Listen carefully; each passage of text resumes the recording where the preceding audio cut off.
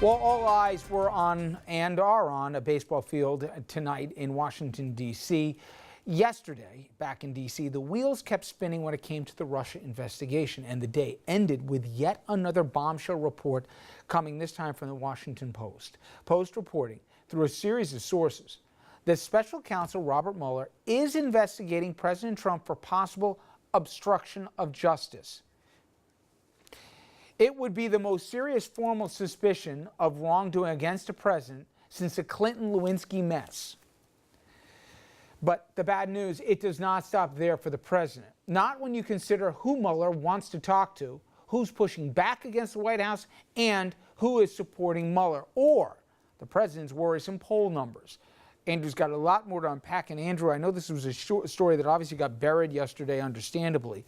But this could have seismic implications. Absolutely, and I don't think it got buried. I just think it happened later in the day after everybody spent all the time and energy focused on what happened in Alexandria.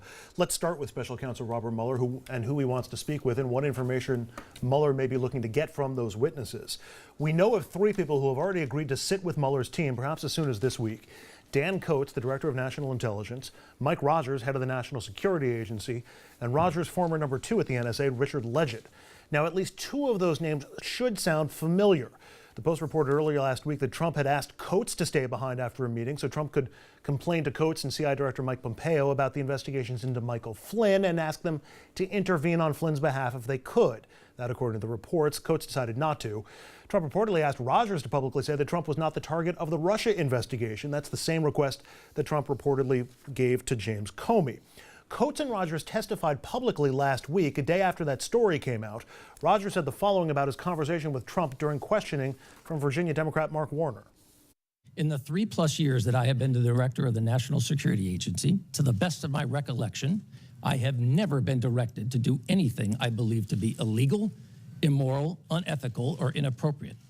And to the best of my recollection, during that same period of service, I do not recall ever feeling pressured to do so. Both declarative statements, but not exactly the same as saying the president did not pressure him into making either statement to clear the president or to try to disrupt any investigation. And when Warner asked him about his direct communications with the president, we got a now very familiar response. Did the president, the reports that are out there, ask you in any way, shape, or form to back off or downplay the Russia investigation? I'm not going to discuss the specifics of conversations with the President of the United States, but I stand by the comment I just made to you, sir. But neither Rogers nor Coats, who used a similar rationale for not answering questions at that same Senate hearing, they won't be able to use them at the same shield when being questioned by Mueller. A Supreme Court ruling from the Watergate era blocks any assertion of executive privilege in a criminal investigation, which is what Mueller is conducting.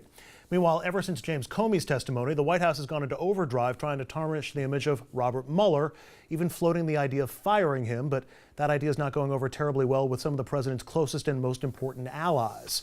Among them, Mitch McConnell, the man now trying to shepherd health care reform through the Senate for President Trump. Maine Senator Susan Collins, one of the more moderate Republicans that Trump will need on everything from health care to tax reform and infrastructure. And Lindsey Graham, who you never quite know when he'll sound like a Trump critic and when he's a Trump supporter, all coming out in backing Mueller. Some people even closer to Trump growing increasingly worried about another problem, that he won't stop tweeting. Trump managed to maintain Twitter silence while both James Comey and Jeff Sessions were testifying before the Senate, but White House aides increasingly believe that Trump's tweets are hurting him both legally and politically. So how did the president respond?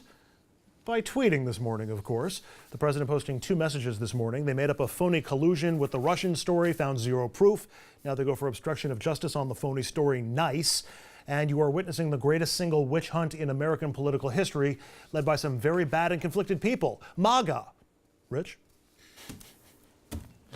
MAGA? Make America great again. I just didn't want to. MAGA. Well, isn't he the guy in the Indian, the Last of the Mohicans? That's Magua. Magua. Well, that's right. Sorry, my history overtook me there.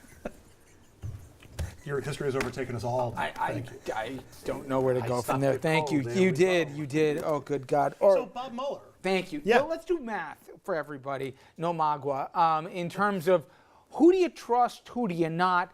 These national poll numbers, and whatever word you want to bring them up, Larry, I'm good with here. We'll pivot off of these. Again, from everything from who do you trust on this here to where do you think the president's motives are, take a look at this. When you put Comey against Trump, it's not close in terms of where the American public believes. And that important number to me, that 23, that's the number to look at as how this will change here over the next few weeks, especially if they try and muddy up not just Comey, but now Bob Mueller, who's also come in. Some additional numbers here in whether or not the Comey testimony helped or hurt. Listen to this. Again, by almost the same margins here, by a 13% spread, even though Trump said this validated everything he said, that he didn't do anything wrong, he's not under an investigation. Clearly, the public believed this hurt. And again, a third of the public that haven't made up its mind, I'll bet dollars to donuts, they're going to go into the category of hurting the president the more and more that these things come out. All right. Listen, he can't stop himself. I can't think any counselor will tell him with the tweeting. But the more that he does this, Bill, can you explain where it's not just a PR problem, but now we're getting into evidentiary? I mean, Bob Mueller's not a guy you screw around with. Yeah, it's insanity to look. This afternoon I was looking through a recounting of the last month. It's just insanity how much trouble he's getting himself into. It's just great. He still has the Republicans hanging in there, but at some point, I wrote a piece about it last week, if indeed the NSA director and the CIA director and the National Intelligence director confirm Comey's story or tell similar stories, is that going to be enough to crack the Republicans finally? I mean, there's real problems here, and they're self-created. He's got a theory. I mean, I think you're right, Trump. And that is, if he can keep the Trump base alive at 32 or 35, 37, if that's what, then the Republicans won't abandon him. That's right. It's not crazy stuff. The fact that he's in trouble with the rest of us, part of whom don't support him no matter what he says or does, is not the question. He's keeping his base alive. Okay, so explain to me, I talked to some folks who said, keep an eye on the prosecutors that he's brought over, Bob Mueller I'm talking about, and you've got guys who know criminal code better than anybody. The significance isn't just who he's going to ask to testify, but also who he surrounds himself. The idea, Richard, that he's seemingly telegraphed that he believes there's a there when it comes to obstruction. Talk about the import of that as to where that may be the first tranche, that's where Mueller's going. I don't think that it's as significant as everybody else seems to think. The obstruction of justice is either a criminal violation or it's an impeachable offense. I don't think it's going to be easy to reach a standard where the president is criminally liable for this. I think it's going to be much easier to say to the American people, this is not what you want the president to do, regardless of whether it's criminally Which brings me punishable. perfectly, Andrew. I believe, and I didn't think so a week ago, but if you step back objectively and just look at what this president has done to anyone who's had the temerity to cross him, that he has the latitude to he's fired them all. Up and down. We don't have time to do it, but look it up, buddy. You're now on two hands for the folks that fit that definition. I think he's going to try and fire Mueller. I don't think he gives a crap what they do, and everybody threatens, and you went through, rightly so, the senators that he needs on the Republican side who said, don't do it. I still think he says, wait a minute. This guy's poking, digging, and digging. He'll have to Forget it, I'll fire him. He'll have to fire Rosenstein, and he'll have to fire the attorney general. I think we would be foolish not to consider that he's a distinct possibility that he may try to fire Mueller or may fire Mueller at some point. And you agree with him? I don't think he's right. I don't think Jeff Sessions would quit if he did it. I don't know. I think maybe Rosenstein, I don't know the rest. And think about that. Some of it depends on the circumstances, some of it depends on Trump the headlines does not that have leads the up to legal that power to moment. fire him. But, you know, I think Mueller did himself, I think that's one of the reasons why this leaked. First of all, I think Congress probably leaked the information because Mueller visited the big four from the intelligence committees yesterday, and it was about an hour after that these leaks came out. But I think the leak on Mueller helps Mueller because now we know that he's investigating, and now in a way that wasn't as clear when James Comey was fired as FBI director, we know this guy's investigating Trump And you love for poker. potential criminal. So what we look now, we look for tells out of the president. What he says, what he tweets, what he does, who he distanced himself from and the rest. Yes and no. I will say as a poker player, I don't think I would want to play poker against Donald Trump because it's the same stuff all the time. He's throwing so much stuff out there at any time that it's really hard to get a sense as to whether he's giving you a tell or not. President doesn't have the legal Also, he won't pay authority. his bets He's either. got to be the Attorney General. It's got to be Rosenstein. Right. Rosenstein said he will not do it, so Trump has to fire Rosenstein and replace him.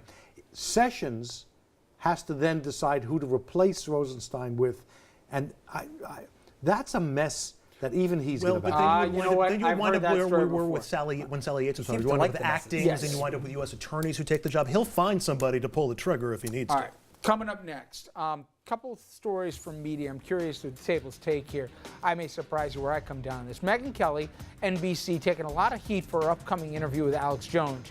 He said repulsive things about 9/11, even the victims of Sandy Hook. But does that mean she shouldn't have interviewed him? We'll talk about that and more after this.